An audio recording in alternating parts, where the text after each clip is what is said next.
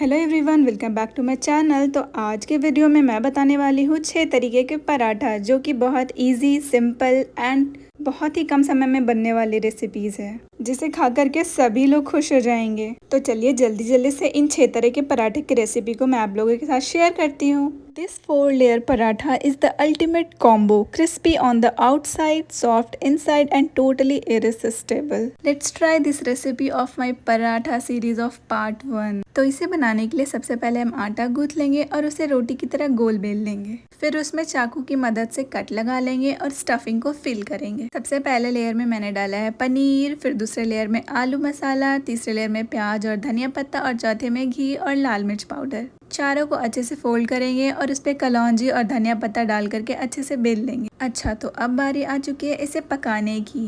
And oh my God, घर के बने देसी घी और उसकी खुशबू भूख बढ़ा देती है। तो बढ़ते हैं अगले रेसिपी के तरफ। हे एवरीवन, तो यहाँ पे मैं लेकर के आई हूँ पराठा सीरीज की रेसिपी 2, जिसमें मैं बनाने वाली हूँ चिली चीज़ गार्लिक पराठा। इसके लिए सबसे पहले आटा लगा लेंगे, उसका सॉफ्ट डो तैयार करके उसे बेलन की मदद से बेल लेंगे। उसके बाद ऐड करेंगे ghee, chopped garlic, grated mozzarella cheese, chilli flakes, coriander leaves. इन सबको अच्छे से मिला करके पैक कर लेंगे और इस प्रोसेस को रिपीट करेंगे और इसे हाफ फोल्ड करके इसे बेलन की मदद से बेल लेंगे। यकीन मानिए दोस्तों, अगर आपने इस तरीके से पराठा एक बार बना करके अपने गेस्ट या फिर अपने घर वालों को खिलाया ना, तो ये आपकी गो टू रेसिपी बन जाएगी। और इसे गर्मा गर्म घर के बने शुद्ध देसी घी में सेक लें, दोनों तरफ से करारा क्रिस्प होने तक, और एंजॉय करें अपने अचार या टेस्ट के सब्जी के अनुसार।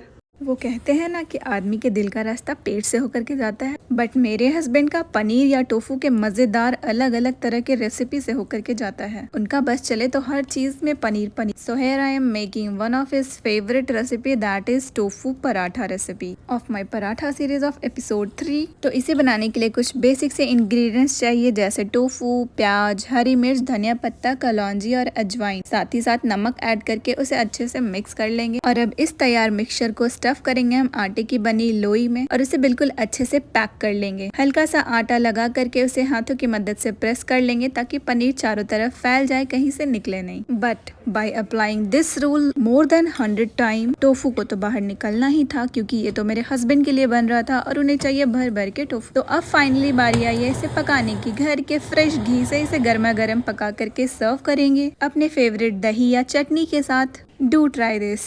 तो इसी के साथ दोस्तों हम पहुंच चुके हैं पार्ट 4 पराठा सीरीज के रेसिपी में, जिसमें मैं बनाने वाली हूँ अनियन या फिर प्याज के पराठे। वैसे तो मेरे घर में हर एक इंसान को प्याज के पराठे बहुत ज़्यादा पसंद है, या तो मंचूरियन के साथ, सब्जी के साथ, अचार के साथ या फिर चाय के साथ। इसे बनाने के लिए सिंपल से इंग्रेडिएंट्स जैसे कि आटा, जिसमें हम मिलाएंगे अजवाइन, कलौंजी, नमक स्वाद अनुसार, बारीक कटे हुए प्याज और हरी मिर्च। अगर आप चाहें तो स्वाद बढ़ाने के लिए धनिया पत्ता भी ऐड कर सकते हैं। पानी मिला करके अच्छा सा सॉफ्ट डो तैयार करेंगे और इसके पराठा बना करके गर्मा गर्म सर्व करें। मैं जब बचपन में अपने नानी के यहाँ जाया करती थी, तो जिस किसी दिन भी अगर दोपहर की दाल बच जाती थी तो नानी ये वाली रेसिपी जरूर बनाती थी। और इसे बनाने के लिए सिर्फ आटे में लेफ्ट ओवर दाल को मिलाएंगे, उसमें ऐड करेंगे chopped onion, green chilli, coriander leaf और नमक जरूरत के अनुसार। इन सबको अच्छे से मिला करके छोटी छोटी लोइयां तैयार करेंगे। फिर उसे चकली और बेलन की मदद से उसे गोल बेल लेंगे। फिर दोनों तरफ से उलट पुलट के घर के बने देसी घी में सेक लेंगे और गर्मा गर्म सर्व करेंगे। हमारे मिडिल क्लास और देसी फैमिली में अगर खाना बच जाता है तो उसे वेस्ट नहीं किया जाता, उसका कोई ना कोई जुगाड़ लगा करके एक नई रेसिपी का इन्वेंट हो जाता है।